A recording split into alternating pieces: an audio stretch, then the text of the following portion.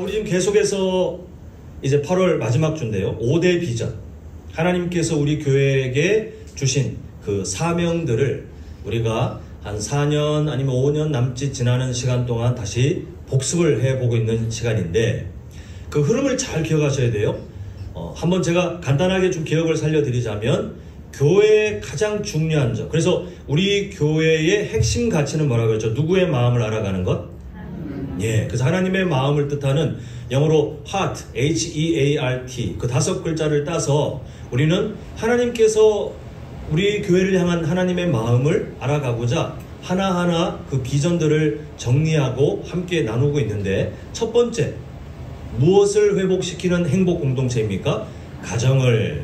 예, 그냥 가정을 회복시킨다는 것이 그냥 대충 가정이 행복해라, 잘 살아라, 사이좋게 지내라가 아니라 세상의 행복이 아니라 하나님의 행복을 배워가는, 그래서 우리 각 가정들이 믿음의 명문 가문으로 이어져 가는 그 가정, 이제 그런 가정으로 함께 꿈꾸고, 그래서 우리는 가족들 중에 신앙이 회복되어야 되거나 아니면 지금도 계속 눈물로 간구하시는 그 전도의 대상자들 계실 텐데 포기하지 마십시오. 우리는 가정을 회복시키는 행복 공동체로 성도님들의 삶이 먼저 준비되시면 하나님이 어떻게든 사용하십니다. 그러니까 포기하지 마시고 하나님께서 우리 가정을 그렇게 만들어 가시리라 믿고 성도님들에게 주신 그 분량대로 사명을 잘 감당하시면 되겠고요. 자, 다음, 하나님께 우리 하나님을 뭐 하는? 영화롭게 하는 예배 공동체. 우리 삶의 자리가 그렇다 했습니다. 모여서 교회에서 뭔가 종교적인 순서를 따르는 것이 아니라 우리 삶의 어떤 상황에서든 그곳에서 하나님을 영화롭게 하는 것. 자, 세 번째가 뭐죠? 지상 대명을 완수하는 무슨 공동체? 선교 공동체. 그냥 저 선교사님들한테 뭐 돈 몇 푼 지어주고 아니면 전도지 뭐 만들어서 나는 이게 아니라 우리에게 가장 중요한 것은 내가 먼저 하나님의 긍휼하심을 입어서 구원받았으니 이제는 우리가 하나님의 긍휼하심을 따라 다른 영혼들을 긍휼하게 생각하는 거기서부터 선교 공동체가 시작된다고 왔습니다. 자, 저번 주에 보았던 거니까 기억나시겠죠? 우리가 믿음의 바통을 들고 전하는, 그래서 뭘 준비시키는? 다음 세대를 준비시키는 무슨 공동체죠? 비전 공동체. 그래서 우리 여기 계신 우리 부모님 세대, 할아버지 할머니 세대들이 삶으로 복음을 보여주셔야 된다 했습니다. 그냥 이론만 강조하거나 아니면 가정이 뭐 교회 보내면 되지 이게 아니라 함께 각 가정과 교회가 손을 잡고 한 영혼을 세우는 일에 엄청난 에너지가 들어가는데 먼저 삶으로 모범이 돼서 복음을, 그 진리를 전달하는, 그래서 400m 뭐 개주 이어달리기처럼 우리는 손에 쥐어진 믿음의 바통을 우리가 잘 전달하는 사명을 갖고 있다 이렇게 보았고, 자, 오늘 드디어 화면에 있는 거 보겠습니다. 우리는 무슨 공동체죠? 훈련 공동체인데 저 뒤에 아마 뒷자리에 계신 분들은 주황색 빨리 컨닝하실 수 있을 텐데 앞에 뭘 세워가는? 예수님의 제자를 세워가는 훈련 공동체. 오늘 그게 무엇인지를 함께 좀 살펴보겠습니다. 우리 성도님들 혹시 유령회원이라는 말을 아마 잘 들어보실 일은 없으실 것 같은데 그런 말이 있어요. 이게 뭐냐 하면 운동하려고 하는 헬스클럽 있죠. 여기에 모든 사람이 다 등록하고 열심히 다니는 게 아니라 헬스클럽에 등록은 하고 뭐 예를 들면 몇 달치 회비 아니면 뭐 1년치 회비를 미리 내는데 열심히 가는 사람도 있지만 더 많은 사람이 안 가요.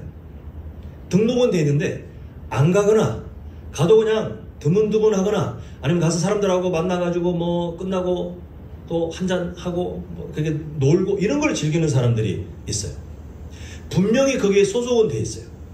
그런데 헬스클럽의 목적은 내가 더 건강해지길 위해서 가는 거 아닙니까? 근데 건강해지는 그쪽에 어떠한 성장은 없고 그냥 그렇게 소속은 돼 있으나 주변 인물로 그 헬스클럽의 주요 그 재정에 도움이 되는 사람으로는 살고 있으나 정작 그 목적은 이루지 못하고 그냥 왔다 갔다 하거나 등록만 돼 있는 사람을 유령회원 이렇게 말합니다.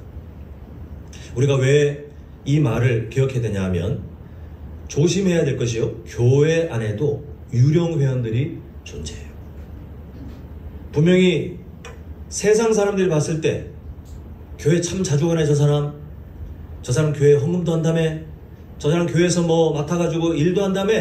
이렇게 뭔가 교회 되게 열심인 것처럼 보고 있으나 정작 그 어떤 사람이 교회에는 소속되어 뭔가를 하고는 있는데 돌아보면 어떤 성장의 결과도 없고 늘 그냥 그 수준, 아니면 예전보다 더 퇴보하는 그런 모습을 보이는 유령 회원들이 교회 안에 있을 수 있다라는 그런 경고를 우리는 여러 말씀들을 통해서 보게 됩니다.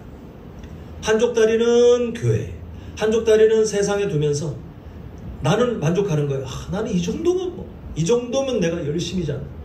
그런데 훈련 받는 거에 대해서 관심이 없어요. 훈련 받는 거를 거북하게 생각해요. 그냥 적당히 이 정도 어떤 교회 문화에 내가 이 정도 스며들면 됐지, 뭘 더 헌신하고 이렇게 생각하면서 마치 헬스클럽에 등록하고 가끔 얼굴 비치면 됐지 뭘 그렇게 운동해가지고 뱃살을 빼고 뭐 허벅지를 굵게 하고 뭐 몸에 코 근육 어떠고 그렇게 땀을 흘리면서 내가 그렇게 수고할 필요가 있나? 이렇게 생각하는 것처럼 훈련을 기피하거나 멀리하는, 아니면 그것을 거북해하는 유령 회원들이 교회에 있을 수도 있다는 것을 우리는 마음속에 담고 있어야 됩니다. 여기 계신 우리 성도님들, 아까 전에 서로 인사했잖아요. 이분이 우리 찬양대 가사를 보니까 주님의 그 사랑 얼마나 크신지, 십자가의 그 사랑 때문에 성도님들이 하나님의 자녀가 되었고, 우리가 서로 볼 때 야, 이런 존귀한 사람이 내 옆에 계시니 영광입니다 라고 우리가 그렇게 서로 격려하며 인사했는데, 우리가 유령 회원이 되면 정말 서글플 것 같아요. 어떻게 해야 우리가 유령 회원으로 살지 않고 정말 성도답게 하나님께서 우리에게 주신 우리 교회에게 주신 마지막 비전, 예수님의 제자를 세워가는 훈련 공동체에 맞게 살아갈 수 있을지, 우리 세 가지 영적 교훈을 통해 함께 살펴보고자 합니다. 자, 우리 한번 제목을 읽겠습니다. 시작. 예, 사람은 누구나 할 것 없이 바라는 거예요. 꿈이 있어요. 꿈. 근데 하나님도 꿈이 있으시다는 겁니다. 그 하나님께서 성경 66권을 전체를 관통하며 드러나는 꿈을 보니까 하나님은 공동체를 참 좋아하세요. 그 창세기 1장에 보면 뭐 그냥 그 안에 담겨있는 하나님의 마음이 보이지 않으면, 우리 교회 핵심 가치가 하나님의 마음을 아는 거라고 그랬잖아요. 그냥 그 마음을 모르고 그냥 창세기를 읽으면 첫째 날에 뭘 만드는 것 같고, 둘째 날 뭐 하다가 6일 되는 날에 뭐 사람을 만드는 것 같고, 하나님이 뭐 쉬었다 그러고, 그런 조각만 보이는데 창세기 1장과 2장 계속 흘러가는 그 내용들을 보면 하나님께서는 생육하고 번성하라가 그냥 가축 키우듯이, 그게 아니라 공동체, 하나님께 소속되어 있는 공동체를 만들길 바라셨어요. 신약의 언어로 따지면 교회 공동체. 하나님께서는 하나님을 존중하고 하나님과 친밀한 관계를 누리며, 그리고 신약의 언어로 따지면 아빠로, 그 하나님과 친밀한 관계로 하나님을 의지하는 아빠, 이렇게 부를 수 있는 그 아빠 하나님을 인정하는 그런 공동체를 이 세상에 세우길 바라셨어요. 그게 하나님의 간절한 꿈입니다. 그래서 오늘 우리가 한 부분을 읽지만 에베소서는요, 그러한 공동체, 교회 공동체를 든든히 세워가는 하나님의 꿈이 담겨있는 성경이 바로 에베소서입니다. 자, 우리는 그 중에서 4장을 통해서 하나님께서 그 하나님의 꿈, 교회 공동체가 든든히 세워져 가는 것을 어떻게 풀어가시는지를 한번 보게 되는데, 우리가 다 읽지는 않겠지만 아까 전에 읽었던 4절부터 5절, 6절 이렇게 보면 하나님께서 몸이 하나요 성령도 한 분이시니 하면서 줄줄줄줄 사도 바울을 통해서 하나님께서 뭔가를 말씀하시는데, 나중에 한번 세보시면 그 3절 있죠. 4절, 5절, 6절에 하나라고 하는 단어가 7번이나 나와요. 하나님께서는 교회 공동체가 든든히 세워지는데 그 출발점이 어디에 있냐면, 삼위일체 되신 하나님이 함께 그 화목함을 이루시는 것처럼 교회도 하나됨을 이루어야 된다는 것을 막 7번이나 그 단어를 강조해가지고 우리에게 말씀합니다. 그래서 교회의 통일성이라고 할 수 있어요. 그런데 교회의 통일성을 말씀하지 않고 그 다음에 다양성을 말씀하시는데, 자, 우리 한번 11절을 함께 보겠습니다. 보면 그가 어떤 사람은 사도로, 어떤 사람은 선지자로, 어떤 사람은 복음 전하는 자로, 어떤 사람은 목사와 교사로, 요거만 나왔다고 끝이 아니라 사실은 이렇게 11절에 나와 있는 것을 한마디로 바꾸면 수많은 직분들, 수많은 은사들, 이걸 말해요. 이렇게 하신 그 이유, 통일성을 하나님이 만드신다면 간단하지 않습니까? 교회에 다니는 사람은 다 쌍둥이처럼 똑같이 만들면 돼요. 똑같은 생각, 똑같은 은사, 그냥 하나님이 획일적으로 공장에서 그냥 붕어빵처럼 찍어낸 것처럼 똑같은 그런 존재로 만들면 쉽잖아요. 근데 하나님은 우리가 만나보면 아시겠지만 가족들도 나랑 달라. 나랑 같은 사람이 한 사람도 없어요. 그 말인즉슨 우리는 하나 되려면 온 힘을 다해도 될까 말까요. 너무 달라. 부부도 달라, 자녀도 달라, 부모님도 달라, 다 달라요. 그런데 하나됨을 이뤄가는데 하나님의 조건이 뭐냐 하면 그 다양한 존재들끼리 하나를 이뤄가라. 거기서 교회의 든든한 세워짐이 시작된다라는 것이 하나님께서 말려주시는 그 말씀입니다. 마치 오케스트라 있잖아요. 막 여러 악기들, 그 수많은 사람들, 그 셀 수 없을 만큼 많은 사람들이 앞에 탁 앉아 있는데 그 사람들이 근데 지휘자에 맞춰서 같은 음악을 연주할 때 이야, 감동이 되는 음악 연주가 되는 것처럼 서로 다양한 우리의 모습을 갖고 있으나 하나님은 그 다양성 이전에 하나님께서 보여주신 통일성을 통해 교회가 통일성과 다양성을 통해 함께 살아가기를 바라고 계십니다. 이렇게 하나님께서는 교회의 통일성을 말씀하시고 이어서 다양성을 말씀하시면서 우리가 본 것처럼 11절에 이런 직분, 이런 직분, 이런 직분, 이런 직분이 있다. 다양한 그런 모습들로 살고 있다. 너희들 하나로 만들어라. 이렇게 말씀을 하셔놓고는 그 이유, 왜 교회 공동체 안에 그런 다양한 은사들, 다양한 섬김들, 다양한 사명들이 있는지를 12절의 이유를 말씀합니다. 우리 한번 함께 읽겠습니다. 시작. 이는 성도를 권장하게 하며 사회를 하게 하며 그리스도의 몸을 세우려 하십니다.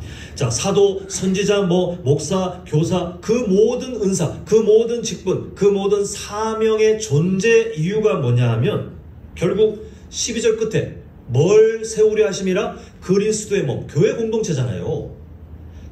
교회 공동체가 든든하게 더 건강하게 세워져 가기 위해서 하나님은 통일성도 말씀하시고 다양성도 말씀하시면서 결국은 그 존재의 이유가 내가 창세 전부터 꿈꿔왔던 교회 공동체가 든든히 세워져가는 성장해가는 것이니라 라고 하나님께서 지금 말씀하고 계십니다.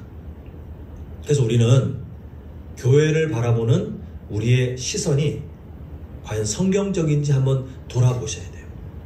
많은 사람들이 교회를 자기 중심적으로 해석하려는 경향이 많이 있어요. 이게 무슨 말이냐 하면 교회를 바라보는데 내 마음에 드는 곳인가? 나에게 좀 도움이 되는 곳인가? 이렇게 접근을 해요. 교회 공동체에 대한 하나님, 그것을 만드신 예수님의 십자가 보혈 위에 그 교회 공동체, 이 건물을 말하는 게 아니잖아요. 교회 공동체를 세우신 하나님의 마음이 따로 있는데 그거는 전혀 생각하지 않고 내가 해석하는 거예요. 저 교회는 내 마음에 드나? 저 교회는 과연 나에게 이익을 주나? 여기서 뭔가 어긋나면 언제든지 가차 없이, 제가 저번에 말씀드렸잖아요. 소비자. 이 교회의 어떤 환경, 어떤 종교적인 그런 컨텐츠를 구입하는 거예요. 헌금을 내면서. 그것도 틀리면 안 오면 되죠. 이렇게 생각하는 거예요. 그 교회를 그렇게 내 중심, 내가 판단하는 평가자가 되어서, 소비자가 되어서 그렇게 교회를 해석하잖아요. 그러면 교회 공동체를 향하여 갖고 계신 하나님의 마음을 알 수가 없어요. 다 잃어버리게 돼요. 우리 교회의 핵심 가치, 하나님의 마음을 아는 것에서 모든 것이 출발되는데 하나님의 마음을 잃어버리면 결국 뭐가 되냐? 열심히 모여서 찬양하고, 열심히 모여서 기도할 때 눈도 감고 있고, 말씀 전할 때 다 눈이 막 바짝바짝 빛내서 듣고 있다 할지라도, 어떤 교회 일들마다 열심히 수고하면 땀을 흘린다 할지라도 뭐가 되냐면 구약 성경의 타락한 이스라엘 백성들과 다를 바가 없게 돼요. 그 사람들도요, 자기들은 열심히 신앙생활했다고 믿었다니까요. 우리 오늘 새벽 예배까지 에스겔서 보았잖아요. 내일부터는 이제 로마서가 시작되는데, 그 선지서의 핵심 뭡니까? 하나님이 심판을 왜 당해야 했는지. 그 사람들이 종교를 바꿔서가 아닙니다. 자신들은 열심히 뭔가 했다고 생각해요. 근데 하나님의 마음을 잃어버렸어요. 결국 그것 때문에 다 망했던 거 아닙니까? 지금 우리도 마찬가지.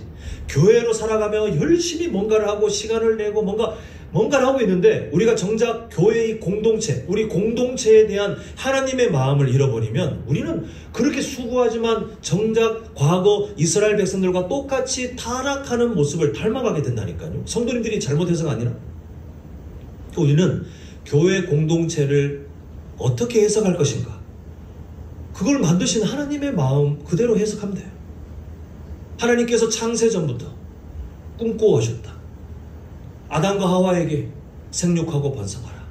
그냥 애 많이 낳아가 아니라 하나님을 존중하고 하나님의 말씀을 지키기 위해서 자신의 삶을 걸고, 그리고 하나님이 주신 사명에 충성하는 사람들이 1명, 2명, 3명, 4명 점점 세워지는 그 공동체.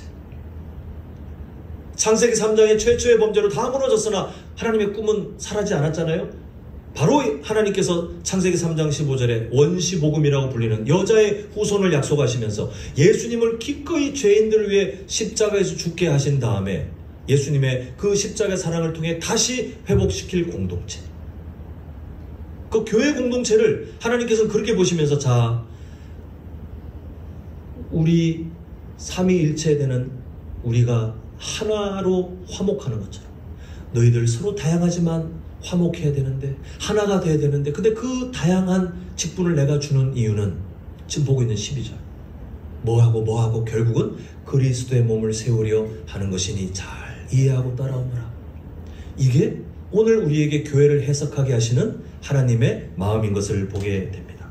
바라기는 교회를 든든히 세워가시는 그 하나님의 간절한 꿈, 한 번도 포기하지 않으신 그 하나님의 꿈, 이 말세 때라고 하는 이때에도 여전히 교회가 든든히 세워지기를 바라시는 그 하나님의 꿈을 잘 이해하시고 그 마음에 맞춰 교회 공동체를 바라보시는 우리 성숙한 성도님들의 삶이 되시기를 간절히 소망합니다. 자, 두 번째 제목 함께 읽겠습니다. 시작. 성도는 소비자가 아니라 사명자입니다. 이 제목을 잘 기억하셔야 돼요. 성도는 소비자가 아니라 사명자여야 해요. 자, 우리 다시 한번 12절을 보면, 하나님께서 교회 공동체에게 교회의 통일성도 말씀하시고 다양성도 말씀하시면서 그 이유, 그렇게 다양한 직분을 준 이유는, 그리고 쭉 설명하시는데, 이것은 왜 교회가 존재해야 되는지, 그리고 우리가 지금 현재 이 교회 공동체에 소속되어 있는 우리가 어떤 정체성을 갖고 있는지를 점검하게 하시는 말씀이에요. 자, 우리 하나씩 보면, 먼저 성도를 온전하게 하여 라고 번역된 카타르티스모스라고 하는 헬라어는요, 언제 쓰이는 말이냐 하면, 그때 당시에 물고기를 잡는 사람들이 그물을 쫙 뿌리고 쓰다 보면 언젠가는 그물이 찢어지잖아요. 그때 찢어진 그물을 다시 복구하는, 또 의사가 환자를 만났는데 그 환자가 뼈가 빠졌어요. 그러면 그 뼈를 다시 제자리에 끼우는, 그때 쓰는 단어가 바로 이 카타르티스모스. 근데 지금은 뭐라고 우리가 성경에서 번역됐냐면, 성도를 뭐하게 해요? 온전하게. 그 온전하게라는 번역된 그 헬라어 단어는 뭔가 잘못된 거, 제자리에 있어야 되는데 잘못된 거, 온전해야 되는데 뭔가 파괴된 것을 다시 그 원래 모습으로 세워가는 것이 이 온전하게에 담겨있는 말이에요. 그 교회에 여러 직분들이 있다고 하잖아요. 여러 은사들, 여러 직분자들을 세우신 하나님의 마음이 바로 거기에 있습니다. 먼저 뭔가 조직을 이끌어가지고 서로 그냥 행정적으로 잘 굴러가게, 아니면 누군가 기분 좋게 하기 위해서 이번에 장로님 하시죠, 이번에 권사님 하시죠, 이번에 안수집사님 하셔야죠. 이게 뭔가 명예직으로 뭘 주기 위해서가 아니라, 교회 직분과 여러 은사들을 섬김은 어떤 이유가 있냐면 성도를 복구하고 회복시키고 다시 고치고 그렇게 돕기 위한 차례. 그게 바로 온전하게에 담겨있는, 결국 하나님의 꿈이 교회 공동체의 그런 모습들로 서로 고쳐주고 서로 돕고 보듬어안고 하면서 온전하게 만들어가게 하시는 것에 있는데, 그 일을 하는 것이 교회에 있는 여러 직분들입니다. 자, 그러면 그 일을 왜 하시느냐? 자, 그 다음에 있는 내용을 보니까요, 봉사의 일을 하게 하며 라고 되어 있죠. 그 성도를 온전하게 만든 다음에 그 다음 단계로 이제 인도에 가는데, 그 인도가 뭐냐면 봉사의 일을 하게 하며, 여기서 말하는 봉사는 자칫 잘못하면 그냥 교회 와서 우선 잠시 일하고 요렇게 따지는데, 그게 아니라 사역자, 사명자. 이 단어를 가볍게 혹시 오해하실까봐 제가 바꿔드리는 거예요. 디아코니아스라고 하는 이 단어는요, 그냥 와서 무슨 봉사, 세상 사람들도 봉사하더라고요. 자원봉사 어디 가가지고 뭐 봉사하고 왔어요. 요즘 SNS에 그런 사람들 많아요. 이게 어디 요번에 주말에 봉사하고 왔어요. 그게 아니고 하나님이 주신 사명을 알고 사역자예요. 사역자. 그 무게를 갖고 있어요. 그러니까 그 전에 먼저 하나님의 은혜로 온전함을 배운, 완성은 아니겠죠. 절대 우리는 그럴 수 없으니까요. 그 온전함을 배워간 사람들이 온전해지어야 될 사람들을 돕는 거예요. 그럼 그 사람들이 좀 더 성장하면, 그 온전함을 배워가면 이제 똑같이 또 다른 성도들을 온전하게 하는 그 사역자, 그 사명의 자리에 이제 하나님이 세우시면 함께 또 그 일을 하는 거예요. 교회 공동체는 서로 그 일을 하는 거예요. 목사만 그 일을 하는 것이 아니라, 제가 혹시 무슨 일이 생겨서 이 세상에서 사라진다 한들 교회는 그 일을 계속 하고 있어야 돼요. 성도님들이 서로서로. 누군가 와가지고 다음 담임 목사가 와서 할 때까지 우리는 아무것도 안 하고 있어도 되지 않나? 우리 할 일이 아닌데. 아니, 그게 아니고 담임 목사도 그 일을 함께 돕는 사람, 그리고 함께 자라가면 또 다른 사람을 돕는 사람, 우리는 그렇게 함께 성도답게 자라가는, 그게 바로 디아코니아스예요. 이때 우리가 발견할 수 있는 진리, 예전에도 제가 한번 다뤘지만, 이 사역자의 심정은요, 목회자나 아니면 소수의 어떤 열심인 사람들에게만 국한된 게 아니라 교회 공동체에 소속되어 있다 하면 다 여기에 해당돼요. 성도라고 생각하면, 그러니까 제가 별로 안 좋아하는 표현이긴 한데, 종교 안에 자기가 기독교라고 적을 사람이라면 다 여기에 해당돼요. 성도는 다 여기에 해당돼요. 과거 중세시대부터 지금까지 교회의 역사 가운데 암처럼 번져 사라지지 않는 그 잘못된 가치관, 성직자가 있고 평신도가 있고, 성경 어디에도 그렇게 구분한 적이 없는데 그 성직자와 평신도로 나눠가지고 교회를 이분법적으로 해석하기 시작하면 이런 하나님의 꿈을 다 잃어버린다니까요. 하나님은 같은 성도들이 함께 서로 돕고 함께 하나님께서 든든히 세워져가는 교회를 꿈꾸며 거기에 순종하며 살아가는 게 교회인데, 딱 나눠가지고 성직자 그룹이 있고 평신도가 있고, 아니면 그 사이에 좀 성직자 그룹에 가까운 뭔가 열심 당원들이 있고 나머지는 평신도, 마귀들이 좋아할 생각이에요. 하나님은 그렇게 반을 갈라가지고 교회를 세우신 적이 없어요. 머리 대신 예수님이 계시면 나머지는 다 그냥 같은 성도예요. 만약 성도님께서 저한테 그 의미를 알고 저를 만났을 때, 성도님 저한테 그렇게 인사한들 제가 목사를 뭘로 보고, 아니요, 그게 얼마나 아름다운 이름인데, 성도, 거룩한 사람들의 모임. 저는 이 말이 너무 아름다워. 가끔은 성도라는 말을 생각하면 막 울컥울컥해. 우리가 뭐라고? 성도라는 타이틀이 전혀 어울리지 않는 삶을 살고 있는데 하나님이 그냥 얼마나 사랑하시는지, 너 거룩한 사람, 너희들 거룩한 사람들의 모임, 내가 그렇게 만들고 있어. 하나님의 사랑이 담긴 명칭이에요, 성도. 저는 이 자리에 계신 우리 성도님들 모두가 교회 공동체에 소속된 게 맞다고 생각하신다면, 성도를 온전하게 만드는 그 하나님의 꿈, 그리고 하나님의 꿈이 그냥 하나님이 알아서 하시고 우리는 가만히 그냥 애기 새처럼 입만 벌리고 있다가 하나님이 뭐 넣어주면 잘하고, 그게 아니라 그 일을 누군가가 해야 되는데 하나님이 세우신 직분자들, 하나님이 세우신 은사, 여러 사명의 자리, 그 자리를 통해 다른 연약한 지체들을 돕고 함께 훈련하고 그렇게 조금씩 성장하면서 우리가 그렇게 서로 좌충우돌하고 서툴고 이렇게 하다가 그렇게 하나님의 꿈에 동참하여 살다가 나중에 예수님 오시면 종료. 그러면 끝이에요. 그럼 하나님께서 너희들 잘했다. 내가 든든히 세워가는 교회를 너희들이 잘 이뤘다. 아유, 하나님, 저희들이 언제 완성된 적이 없는데요. 근데 하나님은 그 하나님의 마음을 이해하고 살아가는 우리 교회 공동체를 잘했다고 칭찬하실 거예요. 저는 우리 성도님들께서 한 사람도 빠짐없이 그 마음을, 하나님께서 우리를 그렇게 성도를 온전하게 하고자 돕는 그 사명자, 우리는 소비자가 아니라고 했잖아요. 그 사명자로 세우셨음을 아시면 그 다음 12절 끝에 있는 것처럼 그렇게 되어서 그리스도의 몸이 세워져 가는구나를 알고 계셔야 돼요. 그냥 듣기 좋은 말로 우리 그리스도의 몸, 교회 공동체가 든든히 세워져 가야 됩니다. 교회 건물이 번듯하고 뭐 사람 많아지고 재정이 확보되고 이게 그리스도의 몸이 세워지는 게 아니고, 그리스도의 몸이 든든히 세워진다는 것은 성도가 성도답게 하나님이 주신 그 사명자로 살아가는 것, 다른 사람을 또 그렇게 섬기는 것, 그렇게 우리가 서로 영향을 주고 함께 손을 잡고 동행하다가 천국에서 다 같이 만나는 그 아름다운 삶, 그게 교회 공동체의 모습이에요. 사랑하는 성도 여러분, 오늘 이 말씀은 현재 우리 교회 공동체와 우리 자신, 성도로 살고 있는 우리 자신을 돌아보게 합니다. 성도님들은 어떤 분들이세요?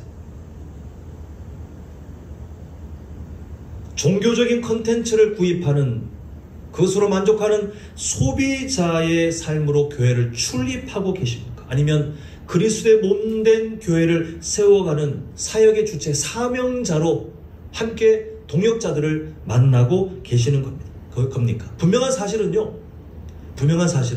하나님은 종교적인 컨텐츠를 구입하고 그것으로 만족하는 그 종교 소비자가 아니라 하나님의 마음을 이해하고 하나님의 꿈을 따라 그리스도의 몸을 든든히 세워가는 그 사명자들을 지금도 애타게 찾고 계세요. 지금도 하나님은 그런 사람들을 통해 역사하고자 하십니다. 경제학 용어 중에 그 승수 효과라고 하는 게 있어요. 의미를 한번 보시면, 처음에는 적은 것이 투입되는데, 이 경제학 용어예요. 처음에는 적은 게 이게 투자됐는데 그게 막 서로 긍정적인 연쇄 반응을 일으켜서 나중에 전체 결과물은 100을 투자했는데 그럼 100 정도 이익이 아니라 더 많은 이익으로 가는, 그게 승수 효과라고 해요. 저는 성도님들께 이 단어를 왜 보여드리냐면, 하나님께서는 영적 승수 효과를 교회 안에 일으키시려고 해요. 성도님들께서 지금까지 교회를 섬기고 계시고 앞으로도 섬기시겠지만 한번 솔직히 생각해 보십시다. 성도님들 정말 사람들 모두가 입을 쩍 벌릴 만큼 엄청난 능력자들이신가요? 만약에 똑같은 질문을 저에게 하시면서 성도님들이, 목사님 당신은 정말 사람들이 최고로 칠만한 설교자이십니까? 성경을 달달달 외우는 박사 수준의 그런 학자이십니까? 삶으로 모범이 되는 그런 삶의 예배자이십니까? 그럼 저는 얼굴을 가리고 도망쳐야 돼요. 우리 모두가 한남제일교회라는 공동체, 이 건물 말고요, 공동체 안에 하나님께서 여러 사명자들로 세워놓으셨는데 우리 실력이 사실 다 고만고만하잖아요. 최선은 다하시겠지만 우리가 갖고 있는 한계가 분명하지 않습니까? 근데 하나님께서는 괜찮다는 거예요. 성도님들께서 섬기고 계시는 그 적은 섬김, 정말 세상적으로 탁월하지 않은 그 적은 섬김, 근데 하나님은 그 우리의 작은 섬김들로 영적 승수 효과를 일으켜서 나중에는 하나님이 일하시는 겁니다. 더 많은 일들, 한 사람을 세워가는 놀라운 일들에 우리가 뭐 얼마나 보탬이 된다고요. 오늘도 주일학교 선생님들, 장로님을 필두로 해서 정말 많은 분들이 헌신했잖아요. 세상적으로 보면 대형 교회들이 갖고 있는 그 엄청난 컨텐츠들과 그 경험들이 우리에게 있습니까? 근데 괜찮아요. 우리는 할 수 있는 최선을 다할 때. 근데 하나님은 우리의 그 서툰 섬김을 통해 한 영혼이 이 세상 가운데 하나님의 사명자로 세워지는데 우리를 충분히 사용하시겠다는 거예요. 다 마찬가지. 제가 만약에 세상적인 기준으로 담임 목사의 삶을 만약 살아가고 있다면 저는 좌절해서 못 견딜 것 같아요. 저의 인간적인 부족함 그대로 만나면 성도님들은 저주받은 거 아닙니까? 저보다 훨씬 뛰어난 목회자들이 이 한국 땅에 득실거려요. 근데 하나님은 저에게 있는 인간적인 그 기술을 통해 일하시지 않을 것을 제가 알고 있기에 저는 하나님 믿고 이 자리에 서 있을 뿐이에요. 제가 전하는 말씀이 사람들이 막 인터넷으로 찾고 그렇게 탁월한 설교가 아니잖아요. 근데 그 안에 말씀이 있고 또한 그 말씀을 통해 역사하실 성령 하나님이 있기 때문에 저는 그냥 제가 할 수 있는 한 최선을 다해 준비해가지고 전할 뿐이에요. 나머지는 하나님께서 일하실 그 승수 효과, 영적 성장을 이뤄가실 하나님의 그 넉넉하신 일하심을 저는 믿기 때문에 제가 가진 이 사명 안에 그냥 저는 충실하게 감당할 뿐입니다. 다 마찬가지다. 교회는 그런 곳입니다. 우리의 작은 섬김이 서툴러도 좌절하지 마십시오. 하나님은 그 마음을 받으시고 하나님이 나머지는 다 알아서 하시니까 우리는 그것을 믿고 살아가는 그런 사명자이기만 하면 하나님께서 다 알아서 하실 거예요. 바라길 우리 모두가 구경꾼 아니면 소비자의 심정이 아니라 하나님의 마음을 이해하고 그 꿈을 이루어드리고자 적은 것이지만 거기에 충성하고 최선을 다하는 우리 모두가 사명자로 그 성도를 온전하게 그래서 교회를 든든히 세워가는 사명자로 주님께서 부르시는 그날까지 우리 모두가 충성되게 그 일을 감당해 가시기를 간절히 축원합니다. 자, 마지막 세 번째 제목 함께 읽겠습니다. 시작. 교회 공동체는 예수님을 향해 함께 자라가는 곳이다. 이렇게 말합니다. 지금까지 우리는 성도를 온전하게 하는 그 훈련의 과정을 통해서 하나님께서 우리를 세워가시고 또 봉사의 일을 하게 하며라고 해서 그 성도를 온전하게 하는 삶을 통해 또한 그 일을 하는 사명자를 하나님이 세워가시고 그래서 그리스도의 몸을 세워가시는 하나님의 꿈이 무엇인지를 교회 공동체를 향한 하나님의 마음이 무엇인지를 그 열심을 보았습니다. 그러면 최종 목적지가 무엇인가? 저는 이 말씀이 너무 좋아요. 자, 13절 함께 읽겠습니다. 시작. 하나님의 아를 믿는 것과 아는 일에 하나가 되어 온전한 사람을 이루어 그리스도의 장성한 분량이 충만한 데까지 이르리니. 오늘 설교 도입에서 유령 회원에 대해서 말씀드렸습니다. 소속만 되어 있고 훈련에는 동참하지 않는, 소속만 되어 있고 하나님의 그 마음을 따라가지 않는 그런 유령 회원. 우리는 그런 사람이 아니어야 한다라고 말씀드렸습니다. 그런데 하나님의 꿈, 성도님들 한 분 한 분을 향한 하나님의 마음을 다시 한번 강조해서 말씀드리자면, 야, 너 유령 회원은 아니어야 된다. 아니, 이게 아니에요. 하나님은 그 정도가 아니라 아예 유령 회원은 아니어야 된다. 그 수준을 뛰어넘어서 우리에게 갖고 계신 성도님 한 사람 한 사람에게 갖고 계신 하나님의 꿈이 뭐냐면 13절 끝에 있는 그리스도의 장성한 분량이 충만한 데까지 이르는 것을 하나님의 목표로 삼고 계세요.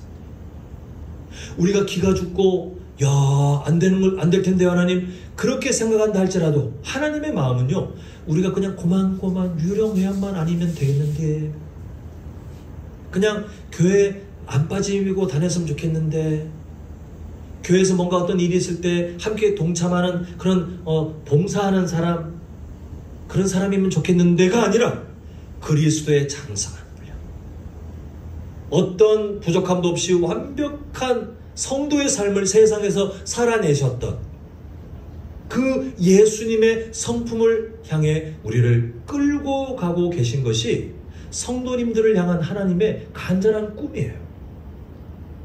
저는 이 사실이 성도님들을 향해 주신 하나님의 축복이라고 생각합니다.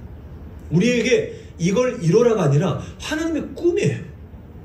우리는 부족하지만 하나님은 이것을 만들어 가시겠다고 말씀하고 계십니다. 같은 의미, 로마서 8장 29절 상반절. 자, 보시면 하나님이 미리 아신 자들을 또한 그 아들의 무엇을 본받게 해요? 형상을 본받게 하기 위하여. 이거 껍데기를 말하는 게 아니잖아요. 그 중동 아저씨 아닙니까, 예수님? 우리가 보는 성화는 다 가짜거든요, 사실. 너무 서양 시각으로 그려진. 실제 그 시대 예수님은 중동 사람, 중동 아저씨예요. 예수님 하면 자꾸만 서양 아저씨 얼굴이 떠오르는데 사실 우리가 너무 오랫동안 우리는 세뇌됐어요. 그 이미지는 아닐 거예요. 분명히 아닐 거예요. 근데 여기서 말하는 형상은 그 예수님의 껍데기를 말하는 게 아니잖아요. 육신의 껍데기를, 예수님의 성품. 창세기 1장에서 하나님의 형상과 모양대로 사람을 창조하셨다고 할 때 바로 그 단어. 하나님께서 원래 만드시려고 했던 교회 공동체의 모습, 하나님 나라의 모습. 근데 죄로 인해 망가졌으나 이제 하나님의 꿈이 다시 우리를 그 자리를 인도하셔서 하나님께서 창세기 1장에 말씀하셨던 그 형상을 더 뛰어넘어 하나님의 아들이신 예수 그리스도의 성품을 닮아가게 하기 위해서 하나님이 예수님의 그 십자가 사랑을 우리에게 적용시키셨어요. 그게 우리에게 두신 하나님의 목적지, 최종 목적지. 성도님들, 저는 이 말씀을 보실 때에 저 예수님 믿는데요, 저 교회 다니는데요, 이렇게 대답할 인생이라면 하나님의 이 꿈을 알고 계셔야 되지 않겠습니까? 그냥 우리가 가끔 멍하니 교회는 출석하는데 하나님께서 야, 너 내 아들 예수의 성품량이 지금도 너 다 듣고 있다. 너 여기 이런 연약함이 있고 이런 부족함이 있는데 내가 지금 이거 마치 조각가처럼 너 아프겠지만 내가 이거 다듬어 가야 되겠더라. 보니까 너 이거 안 깨어지면 내 아들 예수의 성품에 도달하지 못하기 때문에 내가 너 이거 좀 건드려야 될 것 같아. 이해해 주라. 너 지금 이게 부족한데 이걸 해야 네가 건강한 성도, 내 아들 예수의 장성한 분량을 닮아가기 때문에 안 그러면 이거 영적 장애야. 그래서 내가 이거 너 회복시키기 위해서도 훈련하고 있어. 좀 힘들더라도 내 마음을 이해해 주려. 이 하나님의 마음을 잊지 말아야 돼. 예수 그리스도의 장성한 분량, 하나님의 아들의 그 형상을 담는 것은 교회 안에 소수의 열심인 사람들에게만 국한된 게 아니라 아까 말씀드렸잖아요. 성도라면, 교회 공동체에 소속된 사람이라면 누구나 다 한 명도 예외 없이 여기에 대상자가 된다는 사실을 절대 잊지 마셔야 돼요. 근데 이걸 잊잖아요. 우리가 전체를 읽지 않겠지만 14절 중간까지의 내용, 제가 이게 정리해서 보여드립니다. 사람의 속임수와 간사한 유혹에 빠져 온갖 교훈의 풍조에 밀려 뭐하는 삶이요? 요동하는 삶이 어디에 드러나냐면 시편 1편의 이미지로 보면 하나님께서 우리에게 바라시는 것은 시냇가에 심겨진 나무라 어떤 환경에서도 잎사귀에 마르지 않고 철을 따라 열매를 맺는 그 건강한 삶을 우리에게 가르치고 계시는데, 그거와 반대되는 삶이 4절 무엇에 나는 삶이요? 바람에 나는 곡식 껍데기가 무슨 힘이 있어요? 어린아이도 후 불면 그건 날아가 버리잖아요. 나무, 시냇가에 심겨진 나무와 비교하면 진짜 극과 극인 삶이잖아요. 구약에서 말씀하시는 그 이미지가 오늘 본문에서는 예수 그리스도의 장성한 분량과 반대되는 에베소서 4장 14절 사람의 속임수 결국 교회는 다니는데 미숙한 사람이에요. 교회는 출입하고 있는데 세상에 나가서 이리 치이고 저리 치이고 어떤 상황에 그냥 확 휩쓸려가지고 예수님의 마음을 찾아가지 못하고 그냥 자기 감정, 자기의 생각대로 그냥 자기의 경험대로 막 살아가면서 그렇게, 근데 자기는 그렇게 살고 있다고 생각하지만 성경적인 하나님의 평가를 보니 14절 끝에 있는 것처럼 요동하는 삶. 그게 성장하지 못하는 사람들이 벗어나지 못하는 참 아쉬운 한계예요. 한계. 우리가 보았던 13절 끝에 예수 그리스도의 장성한 분량까지 충만한 데 이르리니와 반대되는 삶. 사랑하는 성도 여러분, 부모는요 자녀가 건강하게 자라길 바라요. 어느 부모도 그 자녀가 미숙아처럼 성장하지 못하는 존재가 되기를 바라진 않습니다. 하물며 연약한 마음을 갖고 있는 인간의 그 부모도 자녀가 성장하고 건강해지길 바라는데 하나님은 어떠실까? 성도님들을 만나기를 그렇게 고대하시는 하나님은 어떤 마음이실 것 같아요? 하나님은 정말 애타게 영적 미숙아가 아니라 우리가 끊임없이 자라가며 성도를 온전하게 하며 또 그 온전해진 때에 서로 돕고 함께 교회 공동체가 든든히 세워져가는 그 삶을 통해서 우리가 결국은 목적지가 뭐라는 거예요? 그리스도의 장성한 분량. 그냥 듣기 좋은 아니면 뭐 종교적으로 뭔가 내가 능력이 그게 아니라 예수님이 이 땅에 오셔서 어떤 삶을 사셨습니까? 어떤 상황에서도 하나님의 마음을 잃어버리지 않고 사셨던 분. 우리는 이 세상의 작은 예수로 지금 훈련받고 있어요. 그래서 우리의 그 훈련 공동체가 뭐예요? 예수님의 제자를 세워가는 우리는 서로 성도를 온전하게 하는데 그게 예수님의 제자. 예수님의 제자는 그저 교회 출입하고 기독교인이라고 종교 안에 쓰는 게 아니라 그 예수님을 닮아가기 위해서 몸부림치는 삶. 그게 예수님의 제자. 우리는 그 하나님의 꿈에 이끌려 살고 있는 정말 존귀한 존재들입니다. 그렇게 살아가고 그렇게 함께 도와주는 것이 훈련 공동체의 모습이에요. 이제 말씀을 맺겠습니다. 오늘 우리는 에베소서 4장의 한 부분을 통해서 교회 공동체를 향한 하나님의 꿈을 다시 한번 확인했고 그 꿈의 최종 목적지는 바로 예수 그리스도의 그 장성한 분량을 향해 자라가고 있는 것. 그게 우리를 향하신 하나님의 꿈이며 교회에 소속되어 있다면 모두가 다 그 대상자임을 우리는 다시 한번 확인했습니다. 자, 제목만 한번 쭉 읽어보겠습니다. 숫자 빼고 연이어서 읽습니다. 시작. 하나님의 꿈은 교회가 든든히 세워지는 것입니다. 성도는 소자가 아니라 사명자입니다. 교회 공동체는 예수님을 향해 함께 자라갑니다. 이렇게까지 우리가 한번 세 가지를 보았습니다. 자, 하나님께서 우리 한남제일교회라고 하는 교회 공동체를 향해 갖고 계신 마음이 무엇일까? 한번 잘 정리하셔야 돼요. 또 그 안에 소속되어 있는 우리 성도님을 향한 하나님의 꿈이 무엇인지를 잘 정리하셔야 돼요. 교회 출석, 헌금, 아니면 어떤 종교적인 어떤 겉으로 드러나는 모습, 아니면 뭔가 일할 때 와서 땀 흘리는 거, 그것도 중요하지만 그거보다 더 먼저 우리가 확인해야 될 것. 예수님을 향해 함께 자라가는 하나님의 그 꿈에 이끌려 함께 자라고 함께 돕고 우리가 그렇게 함께 지어져 가는 것. 이것은 성도를 온전하게 한다고 표현된 그 교회를 통한 훈련밖에 없어요. 이건 그냥 가만히 되어지면 뭐 성령께서 움직이시겠지. 아니요. 성령께서는 교회를 통해 역사하시는데 그 교회를 통해 다양한 일들을 통해 하나님이 훈련의 기회를 만들어 가십니다. 자, 우리 마지막 본문이었던 16절을 함께 읽겠습니다. 자, 시작. 그에게서 온 몸이 각 마디를 통하여 도움을 받으며 연결되고 결합되어 각 지체의 분량대로 역사하여 그 몸을 자라게 하며 사랑 안에서 스스로 세우느니라. 이렇게 말씀하고 있습니다. 머리 대신 예수 그리스도. 교회의 머리는 한 분밖에 없어요. 담임 목사 아닙니다. 교회 머리는 한 분. 다 지체. 저도 지체. 우리는 다 같은 성도. 근데 예수 그리스도로부터 우리가 생명력을 공급받아서 모든 지체가 함께 같은 생명력을 누리며 함께 자라가는 것. 때로는 어떤 지체가 연약할 수 있죠. 그러면 그 지체를 뭐 잘라버립니까? 치료하고 회복돼요. 또 함께 자라가고 그 역할들을 통해서 성도를 온전하게 하고 그리고 교회 봉사, 아까 전에 말씀드렸죠. 사명, 그 사명을 감당하도록 서로 돕는 훈련 공동체. 성도님들의 기도 제목이 되셨으면 좋겠어요.